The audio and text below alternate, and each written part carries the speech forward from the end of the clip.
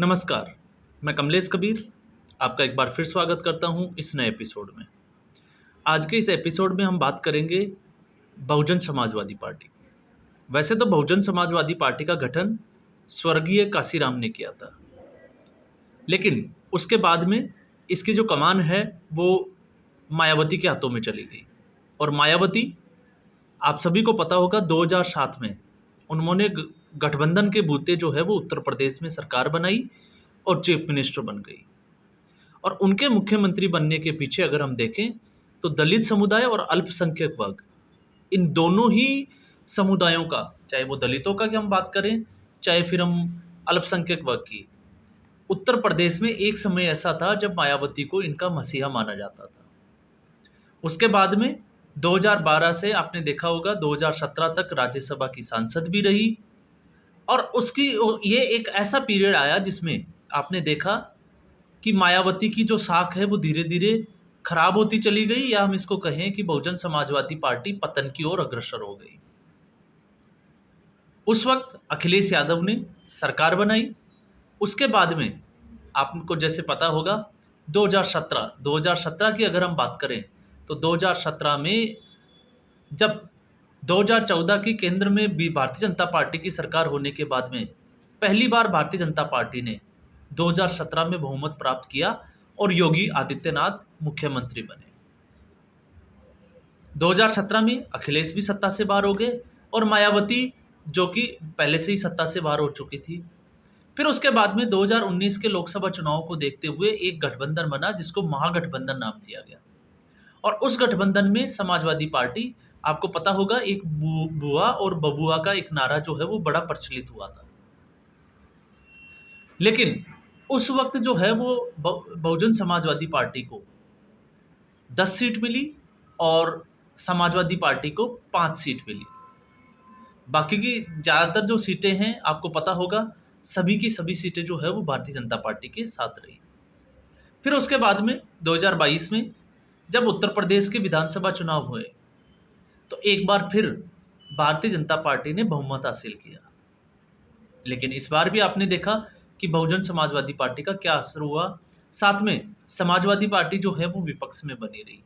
Congress party, जब से मायावती ने उत्तर प्रदेश में कमान संभाली थी, उसके बाद में कांग्रेस पार्टी जो है वो लगातार कमजोर होती चली गई। या हम इसको कहें कि कांग्रेस पार्टी को खत्म करने में उत्तर प्रदेश से अगर किसी का हाथ है तो उसका पूरा जो श्रेय है वो मायावती को जाता है। और अब 2024 के लोकसभा चुनावों से पहले जब एक बार कयास लगाए जा रहे थे कि मायावती जो है वो महागठबंधन का हिस्सा बन सकती है, इंडिया अलायंस का हिस्सा बन सकती है, लेकिन उन्होंने इस गठबंधन के साथ जाने से इनकार कर दिया। और इसकी सबसे बड़ी वजह जो सामने आई थी वो ये थी कि अगर मायावती गठबंधन का हिस्सा बनती है तो फिर मायावती को ये डर है कि उसका वोट बैंक जो है वो कहीं कांग्रेस और समाजवादी पार्टी की तरफ शिफ्ट ना हो जाए। तो गठबंधन तो बना नहीं। बहुजन समाजवादी पार्टी ने अलग से जो है वो अकेले ही चुनाव लड़ने का फैसला किया। और उस फैसले के बाद बहुजन समाजवादी पार्टी ने एक बड़ा स्टेप लिया। और बड़ा स्टेप ये था कि देश भर में जहाँ 37 सीटों पर चुनाव लड़ा तो उनमें से 19 सीटों पर मुस्लिम कैंडिडेट को उम्मीदवार बनाया गया।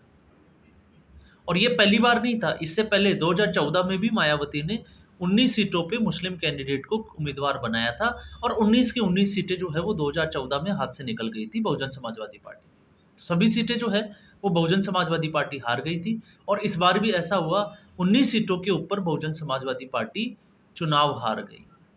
और वोट शेयर जो था बहुजन समाजवादी पार्टी का वो लगभग 12.5% से जो है वो 9.38 मतलब 9.38% के आसपास जो है वो वोट शेयर रह गया।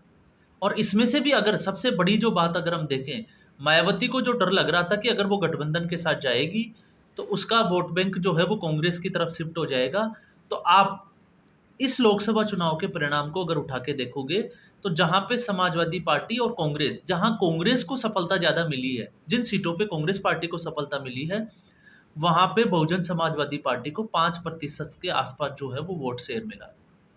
तो आप इससे अंदाजा लगा सकते हैं जिस बात का मायावती को डर था, अब वही बात जो है वो होती हुई नजर आ रही है।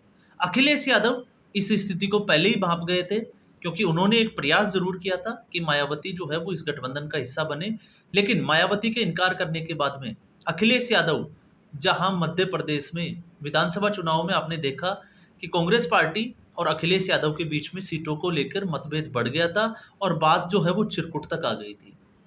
लेकिन इसके बावजूद जो है वो अखिलेश यादव लोकसभा चुनाव में नरमी बरते रहे, वो इंतजार करते रहे कांग्रेस पार्टी की तरफ से, और कांग्रेस पार्टी के साथ उनका सीट शेयरिंग का फॉर्मूला जो है वो कामयाब हो। क्योंकि अखिलेश यादव जानते थे कि मायावती का जो वोट है, जो दलित समुदाय का जो वोट है और मुस्लिम समुदाय का जो वोट है, वो सीधे तौर से समाजवादी पार्टी के साथ नहीं जा सकता, क्योंकि समाजवादी पार्टी के साथ यादव समाज और दलित ये दोनों एक दूसरे के जो है वो धुर विरोधी माने जाते हैं। तो ऐसी स्थिति में अखिलेश यादव का जो समीकरण था, इक्वेशंस थी, वो खराब हो जाती। इसलिए अखिलेश यादव ने कांग्रेस पार्टी के साथ जो है वो गठबंधन किया, और इस गठबंधन का फायदा ये हुआ कि मायावती का वो वोट बैंक जो था वो छिटक कर, क्योंकि मुसलमानों ने, आपको पता होगा, चाहे वो धारा 370 हो, राम मंदिर का मुद्दा हो या फिर सीएए हो, इसके बाद जो है वो लगातार भारतीय जनता पार्टी के एक उम्मीद लगाई जा रही थी कि शायद इस बार जो है वो वोट नहीं देंगे। 2019 में जो है वो जरूर वोट दिया था और हुआ भी ऐसा। मुस्लिम समुदाय का वोट जो है वो एक तरफा गया, और जो भी हिंदू समाज का जो वोट था उसको जातियों में बांट दिया गया, और इसमें कहीं ना कहीं विपक्ष जो है वो कामयाब होता हुआ दिखाई दे रहा है। ऐसी स्थिति में मायावती का वोट बैंक जो है वो कांग्रेस की शिफ्ट हुआ, और अब मायावती की जो राजनीतिक जो कैरियर है उसको भी लग रहा है कि वो भी जो है वो समाप्ति की ओर है। वैसे भी मायावती ज़्यादा जो है वो सक्रिय दिखाई देती नहीं है, क्योंकि उनकी चुनावी रैलियों और इनसे जो आपने देखा होगा, सिर्फ चुनावी मौसम में, अभी भी अगर हम देखें तो इसी चुनावी मौसम में मायावती जो है उन्होंने कुछ सभाएं की, कुछ रैलियां की, लेकिन इससे पहले मायावती जो है वो बिल्कुल निष्क्रिय नजर आई। और एक बार उन्होंने अपना उत्तराधिकारी, आपको पता होगा, आकाश आनंद, उनको घोषित भी कर दिया था, लेकिन उसके बाद में उनके एक स्टेटमेंट की वजह से वापस से जो है उनको उस पद से हटा दिया गया। और अब जो है वो मायावती, जिसको कहें कि पतन की पूरी कगार के ऊपर है, और ऐसी स्थिति में कयास लगाए जा रहे हैं कि मायावती हो सकता है इस बार जो है वो एनडीए गठबंधन का हिस्सा बन जाए। क्योंकि भारतीय जनता पार्टी को, आपको पता होगा, भारतीय जनता पार्टी को मायावती के चुनाव लड़, आपको पता होगा, कांग्रेस पार्टी और समाजवादी पार्टी और मायावती का वोट बैंक कांग्रेस पार्टी की तरफ शिफ्ट होने की वजह से भारतीय जनता पार्टी को तो कोई फायदा हुआ नहीं, ना अखिलेश यादव को हुआ, लेकिन कांग्रेस पार्टी को जरूर फायदा हुआ। और ऐसी स्थिति में अब जो है वो लगातार कुछ खबरें ये आ रही है कि मायावती हो सकती है, हो सकता है कि ऐसा कोई निर्णय ले जिससे वो भारतीय जनता पार्टी के साथ आने वाले चुनावों के लिए, विधानसभा चुनावों के लिए अपना जो है वो समीकरण बना सके, गठबंधन बना सके। इसके साथ आपको ये भी पता होगा, जिस मायावती को, एक जिसको कहें कि दलितों की एक नेता का जो टैग मिला हुआ था, वो भी जो है वो हाथ से जाता हुआ नजर आ रहा है। क्योंकि दलितों के नए नेता के रूप में, आपको पता होगा, चंद्रशेखर जो रावण है उसको जीत मिली है, और ऐसी स्थिति में अब जो है वो रावण बहुत जल्दी जो है वो दलितों के एक नेता के रूप में उभर सकते हैं। और ऐसी स्थिति में अगर ये सारा वोट बैंक अगर रावण की तरफ चला जाता है, तो फिर स्वतः ही आपको पता होगा कि मायावती और उसकी पार्टी बहुजन समाजवादी पार्टी का क्या हासिल होने वाला है। और इस बात से आपने ये भी देखा होगा, 19 सीटों पे मुस्लिम, क्योंकि ज़्यादा मुस्लिम उम्मीदवारों को टिकट देने की वजह से विपक्ष ने आरोप भी लगाया था मायावती के ऊपर कि मायावती जो है वो भारतीय जनता पार्टी की बी टीम है।